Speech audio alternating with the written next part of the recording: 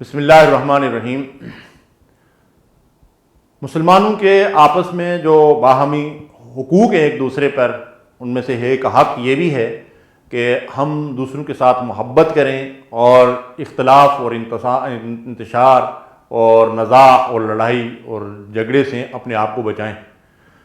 آپس کا اختلاف اور ناراضگیاں یہ بڑی بدنصیبی اور محرومی کی بات ہے۔ اللہ کے نبی صلی اللہ علیہ وسلم نے ارشاد فرمایا کہ پیر اور جمعرات کو لوگوں کے اعمال اللہ کے حضور پیش ہوتے ہیں، اور جو بندہ اللہ کے ساتھ کسی کو شریک نہ کرتا ہو اللہ تبارک و تعالیٰ اس کی بخشش فرما دیتا ہے۔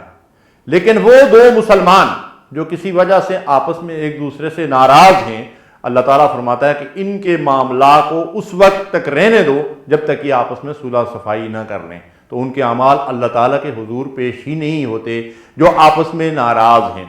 اس لیے ہمیں چاہیے کہ آپس میں اختلاف اور ناراضگی کو جلد سے جلد ختم کر دیں، کہ رسول اللہ صلی اللہ علیہ وسلم نے ہمیں اس سے سختی سے منع فرمایا۔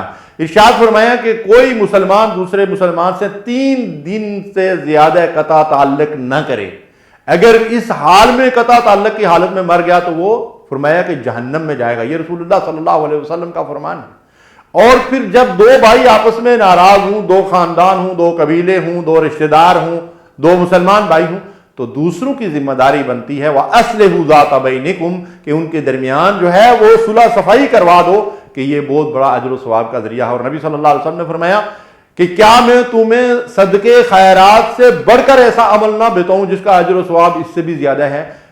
لوگوں نے عرض کیا یا رسول اللہ صلی اللہ علیہ وسلم ضرور بتائیے۔ آپ نے ارشاد فرمایا کہ 2 لڑنے والوں میں صلح کرا دینا، اور پھر ارشاد فرمایا کہ آپس کی ناچاکیاں اور اختلاف اور انتشار اور ناراضگیاں یہ مونڈ دینے والی چیز ہیں۔ پھر آپ نے خود ہی وضاحت فرمائی کہ میرا مطلب یہ نہیں ہے کہ جس طرح اس طرح جو ہے وہ یا بلیڈ جو ہے وہ بالوں کو مونڈ ڈالتا ہے، بلکہ یہ ناچاکیاں دین کو مونڈ ڈالتی ہیں۔ اس لیے محترم بزرگوں اور بھائیوں، ہمیں چاہیے کہ اختلاف اور انتشار سے بچیں اور ایک دوسرے کے لیے اپنے دلوں کو صاف رکھیں۔ وصلی اللہ علی نبینا محمد۔